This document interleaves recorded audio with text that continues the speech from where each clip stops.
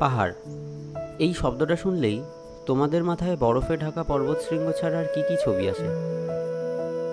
আমার ইমাজিনেশনে সবসময় একটা ধোয়া বেরোনো লাল বাড়ির ছবি ভেসে ওঠে, যার ব্যালকনিতে বসে চায়ে চুমুক দিতে দিতে দূরের কোনো পাহাড়কে দেখব আর হারিয়ে যাব অন্য এক জগতে।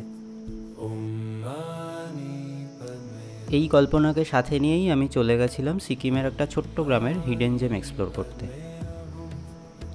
দুদিনের এই স্লো পেস ট্রিপে ঘুরে বেড়ানোর সাথে এক্সপিরিয়েন্স করেছিলাম অন্যরকম অনেক ওভারওয়েলমিং মুহূর্ত, যার সবটা থাকছে আজকের এই ভিডিওতে।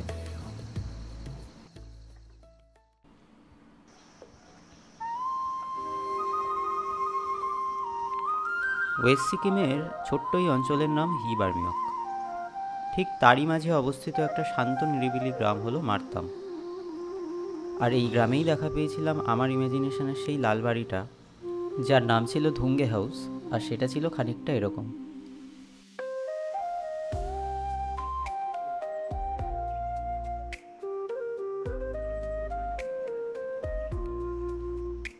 ধুঙ্গে হোমস্টেটার চারপাশের পরিবেশ এতটাই ওয়েলকামিং আর থটফুল ডেকর্স দিয়ে সুসজ্জিত যে চাইলে এখানে বসেই ঘন্টার পর ঘন্টা সময় কাটিয়ে দেওয়া যায়।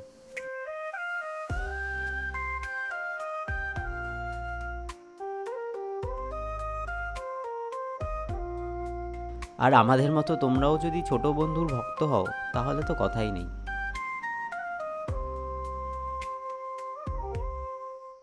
ধুঙ্গে শব্দের আক্ষরিক অর্থ হলো রক, মানে পাথর। আর এখানের ছোট থেকে বড় সব ফ্যামিলি মেম্বারদের মধ্যেই একটা রক সলিড বন্ডিং দেখেছিলাম, যারা সবাই একসাথে মিলেমিশে ফ্যামিলি ট্র্যাডিশনকে বজায় রেখে একে অপরকে সাপোর্ট করে কাজ করে যায়। এরকমই আরও একটা ফ্যামিলি ট্র্যাডিশন আমি এক্সপিরিয়েন্স করেছিলাম, যেটা আমি তোমাদের সাথে কিছুক্ষণের মধ্যেই শেয়ার করব, কিন্তু তার আগে চলো একটু তোমাদের আশপাশ থেকে ঘুরিয়ে নিয়ে আসি।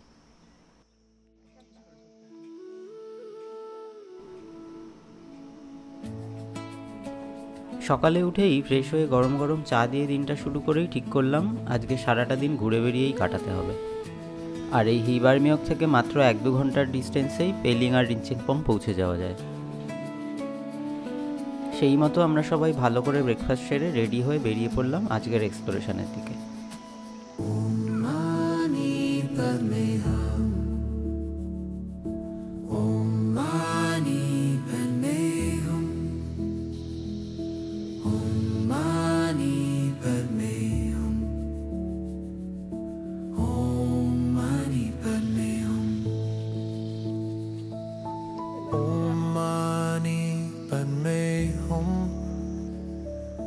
Shining through the heart. Om Mani Padme Hum. Compassion is the start. Om Mani Padme Hum. Light within the soul.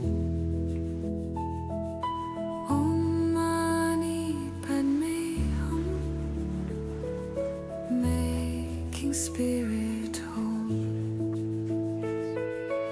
Om Mani Padme Hum.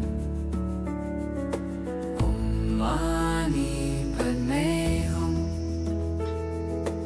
Om Mani Padme Hum. Om Mani Padme Hum. Om Mani Padme Hum.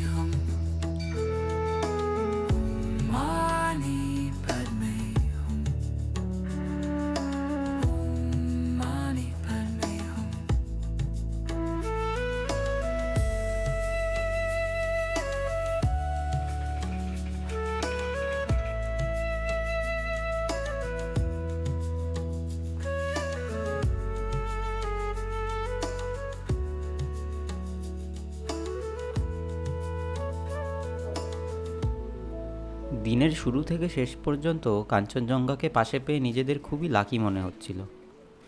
আমরা যে actually কতটা lucky সেটা আরও confirm হলো ঠিক তার পরদিনই। ঘুম থেকে উঠেই বুঝলাম আজকে এখানে কিছু একটা সেলিব্রেশন হতে চলেছে, আর তারই তোড়জোড় শুরু হয়ে গেছিল সকাল থেকেই।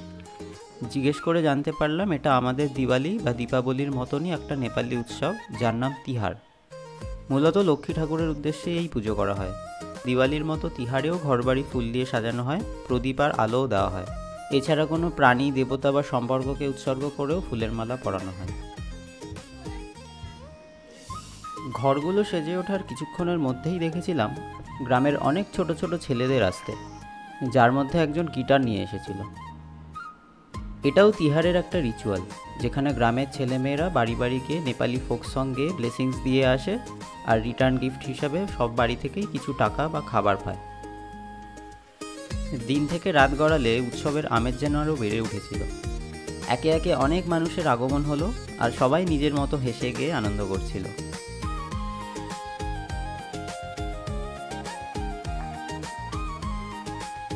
এরম নিখাদ, নির্ভেজাল, ইকো ফ্রেন্ডলি উদযাপন দেখে আমার এটাই মনে হচ্ছিল যে শহরের দিওয়ালিতে আতশবাজি আর শব্দবাজির প্রয়োগ কতটা যুক্তিহীন। এরপর গ্রামের অনেক ছেলেমেয়েরা মিলে একটা কালচারাল অনুষ্ঠানেরও আয়োজন করেছিল।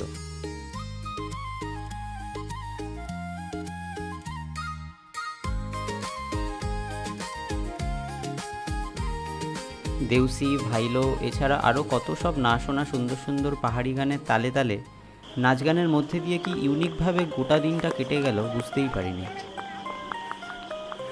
এখনও অবধি আমার জীবনে পাওয়া সেরা হোমস্টে ছিল এই ধুঙ্গে হাউস।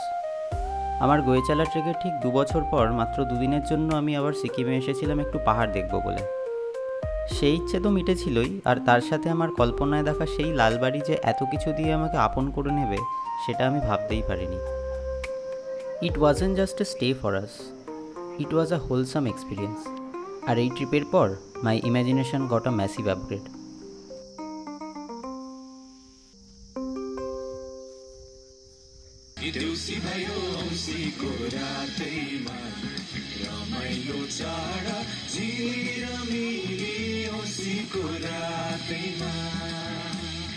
आगे आगे तो बैको होला पछि पछि तिमी सिंगन बहरा निरा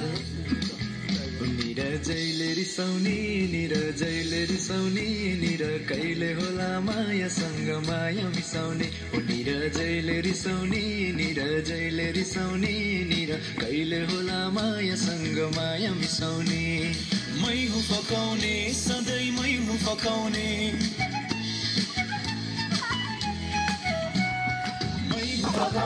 सधैँ मै हुँ फकाउने मैले सदा माया प्रेम कहिले बचाउने निरा जैले रिसाउने